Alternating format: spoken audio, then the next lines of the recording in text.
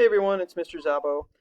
Wanted to go over a couple of things today, and what we're going to do today is actually a little bit complex, and it's going to involve some ideas that putting together a lot of things that we've talked about this semester in particular, and some first semester as well.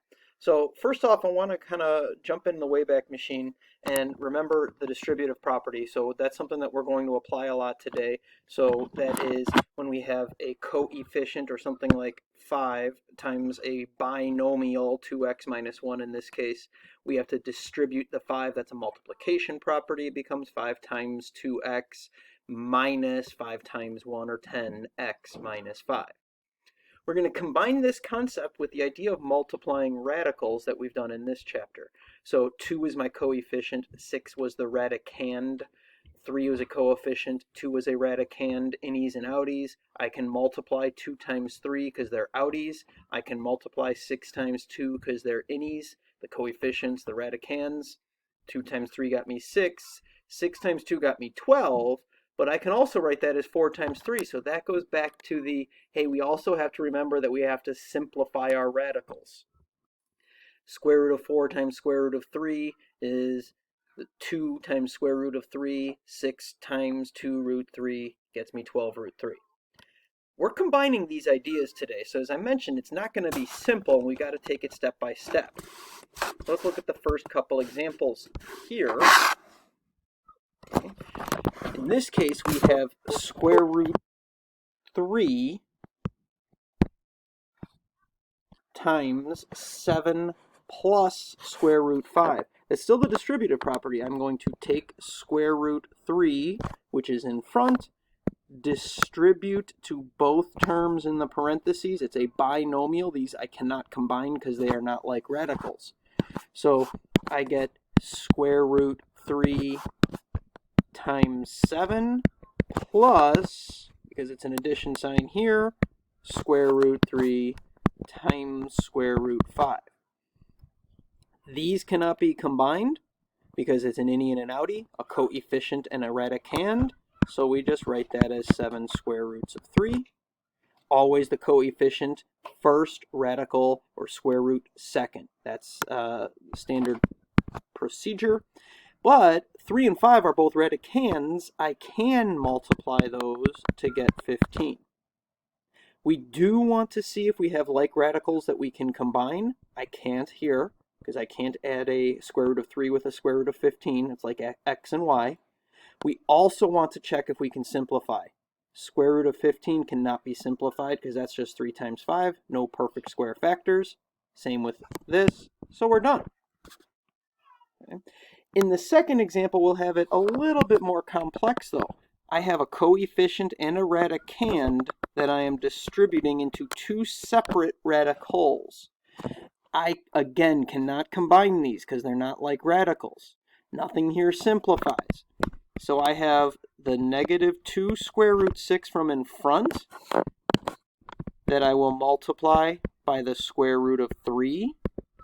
And then I have this subtraction sign.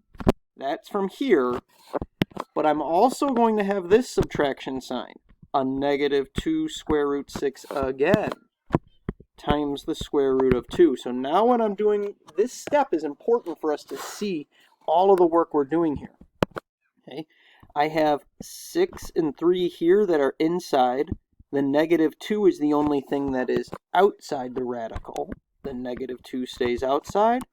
But I get square root of 6 times 3, or 18. Here, I actually have minus a negative. That's going to change this to an addition problem. Okay.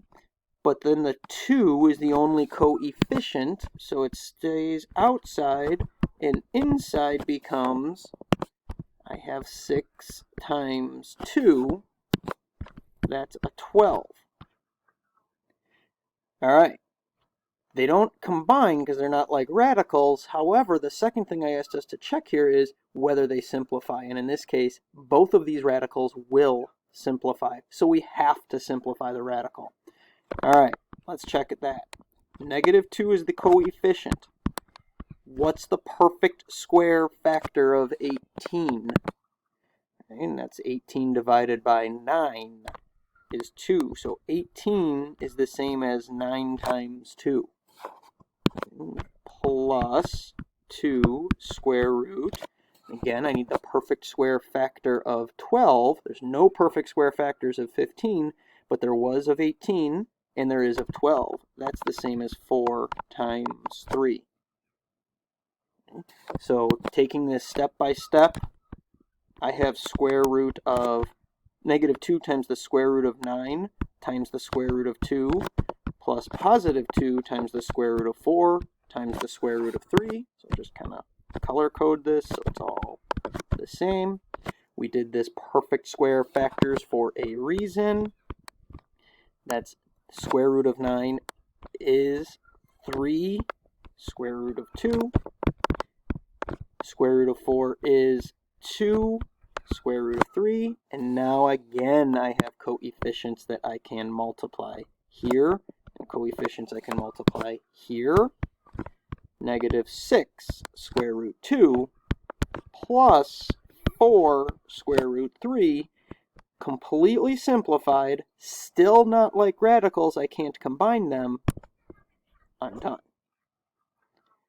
All right, a lot went into those problems. There are 6 problems at the end of our notes today, and there will be 2 that are going to be similar to this. But there are other ideas we have to get across today as well. And they're very similar, except instead of a monomial times a binomial, we have to recall what we did when we had binomial times binomial. So here we had x plus 3x minus 1. That was when we would distribute the x. Some of you used that 4-letter F word here.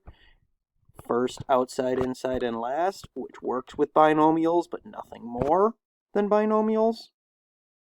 Okay, and x times x minus 1 plus 3 times x minus 1.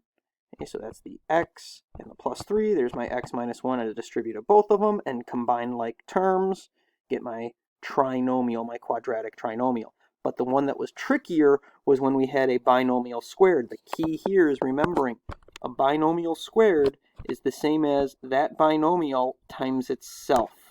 And then it becomes the distributive property again. X times x plus 5 times x plus 5. So x times x plus 5, 5 times x plus 5. Then we distribute, combine our like terms, and get a quadratic trinomial again. Okay. So let's take a look at examples like that. Here we have binomial radical and a binomial radical again. I'm going to start by distributing a 1 to the entire binomial 1 minus 2 root 3. So that becomes 1 times 1 minus 2 square root 3. But then I also have to distribute my plus square root 3 to that binomial. So here's my plus square roots of 3 times 1 minus 2 square root 3. So essentially what we're looking at here is 2 separate problems like we did on the front here. Monomial times the binomial. It starts as binomial and becomes 2 monomial times binomial problems. Distribute my 1. 1 times 1 is 1. 1 times negative 2 root 3 becomes minus 2 square roots of 3. Distribute my positive square root of 3. That times 1 gives me positive 1 square root 3. That times negative 2 square root 3 plus positive times negative is negative. No coefficient, coefficient of 2. Square root 3 times square root 3 becomes square root 9. They're both inside. I can multiply them. Now I'm going to look to simplify things that can simplify. Well, 1 doesn't simplify. 2 square root 3 doesn't simplify. Plus square root 3 doesn't simplify. But square root 9 does. I get minus 2 times 3. 2 times 3 is 6. So the step that I skipped here, that becomes 2 times 3. Last step, like terms. I always want to do my constant terms first. Again, if we're talking about standard form, the constant term will be first. 1 minus 6, negative 5. Then negative 2 root 3, positive root 3. Those are like terms. They can be combined. I'll just use the same color here. I have a negative 5 and then a minus 1 square root 3. But I don't need the minus 1, I just need the minus. And this, again, I'm going to start it and then have you guys finish it, but this is a binomial squared. That means I'm going to take this same binomial and multiply it by itself. It becomes 3 minus square root 5 and 3 minus square root 5. Okay, go ahead, pause, and see what you can come up with here. All right, so I've broken this down step by step. Places where things tend to go off on students who do understand completely is this is a negative times a negative, so this should be positive, which was plus 5 gives me my 14. Okay? And this is a minus 3 root 5 and a minus 3 root 5, which gives me a negative 6 root 5. They don't cancel. Okay? Really important ideas that tend to get missed by students even when they do completely understand the concept that we're dealing with. All right, so everything is tried to be color-coded to what works for my brain. That color coding may or may not work for your brain. If it does not, please reach out to your teachers. We are here to help. One more example. So we've got binomial times binomial, a binomial squared, but here it's a different example of a binomial times a binomial. The key here is these are actually identical, square root 3, square root 2, square root 3, square root 2, but one's addition and one's subtraction. So this is not a binomial squared. Okay? And the result is going to be something that looks a little bit different. We'll start by distributing these to our second binomial term. Okay?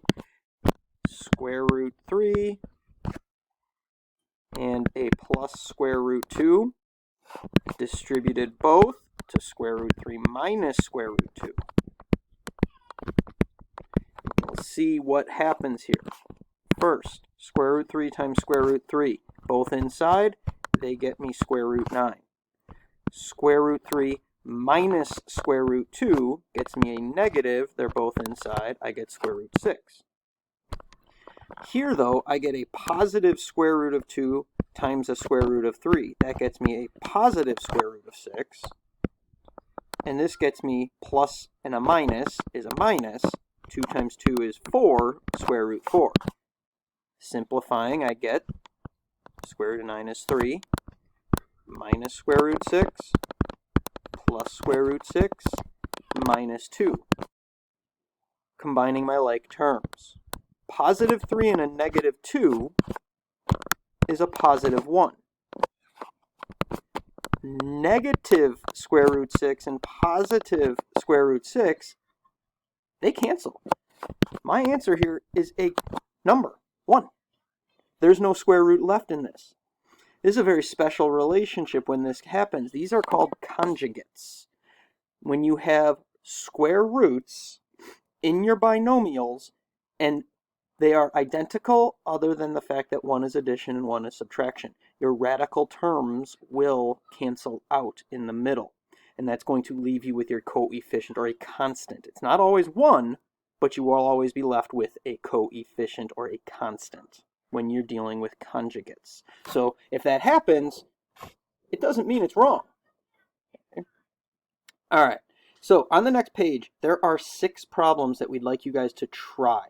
Some can be more challenging than others. Some involve a lot of simplifying, and some involve very little. There's going to be binomial squared, monomial times binomial, and binomial times binomial.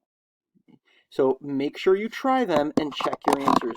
The answers will be posted on the note key that is going to be posted by your teachers. Good luck, and let us know if you have questions.